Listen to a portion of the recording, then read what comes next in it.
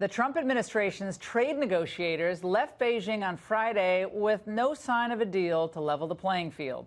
That caused some analysts to worry that President Trump's application of tariffs and public pressure on China isn't working. Other analysts, however, believing that Beijing will eventually have to agree to a deal because it's so dependent upon the United States for trade. Let's get a read on the negotiations from a National Review columnist, Victor Davis Hanson, of the Stanford Hoover Institute, and NYU professor Ian Bremmer, who's the author of the great new book, Us versus Them. VDH, let's start with you. Coming up empty, or is this just the normal process? It's not going to happen overnight. We didn't lose ground to China overnight, and we're not going to have a deal with China overnight either.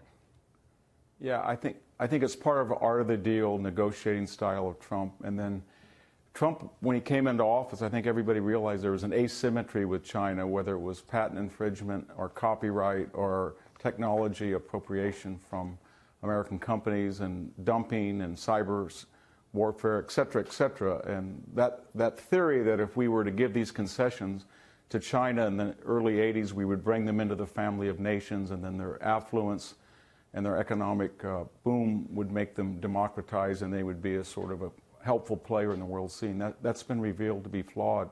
And I think it's sort of thematic of a lot of these asymmetrical, the Iran deal, the open borders, the NATO contributions that we thought what was normal really wasn't. It was predicated on the idea that we were so strong and powerful, we could always make concessions. And then in 2016, the people in between the coasts said, you know what, we don't want to make concessions because we're not as powerful, at least we aren't, and as affluent as you people who create these deals. So there's a domestic political element in all of these negotiation that Trump has to be careful about. And it is interesting to see how Trump has shifted the debate on China.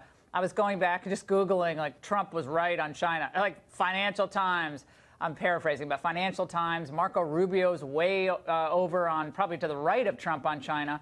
And now it's pretty much commonly thought China's cheating on a whole host of issues. They're stealing a lot of our intellectual property. And they are poised to eclipse the United States in a lot of different ways, unless we recalibrate at least the playing field. Where do things stand now? Then we're going to move to the Iran deal real quick. Yeah, well, they are more powerful, right? They're a larger economy. Their ability to promote their own companies, because they're not becoming a free market economy, is making it much harder for the Americans to have access. Trump has been hitting them particularly hard on the technology side, and that's where, frankly, we don't have a lot of interdependence. That's where I think the relationship is going to be more challenging. On trade, they want to export to us. We want to import from them, and it's a lot of our companies that are actually manufacturing there and exporting to the United States.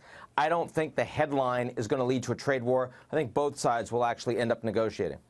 Let's go to you, VDH, on the issue of the Iran deal. Big decision tomorrow. Here's the headline from the Telegraph tonight. If Trump scraps the Iran nuclear agreement, why should North Korea make its own deal with America? That's the conventional wisdom. It's going to be bad for North Korean negotiations. I think you could make the other argument. You could say it actually shows that Trump will not sign on to a deal that he views as not in our interest or the interest of our Middle Eastern allies. Your reaction to this potential move?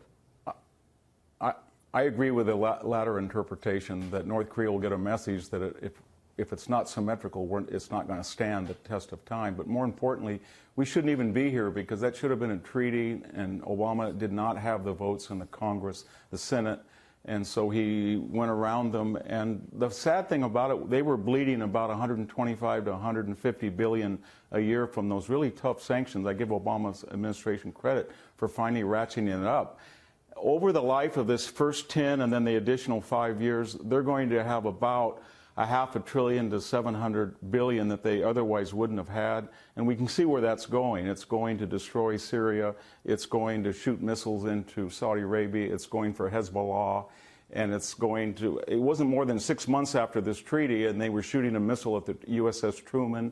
They hijacked an American boat, and they sort of humiliated people. So it didn't have the added effect of affecting their missile program or their behavior. And I don't think they were going to be able to produce any nuclear weapons in that 10-year period, because they had civil unrest and their economy was ruined. And now they've got a green light in 10 years, and I think they'll take advantage of it. Ian, where does this stand tonight? Two things I would say. The first is that we know that all of America's allies in Europe strongly oppose the United States leaving by ourselves.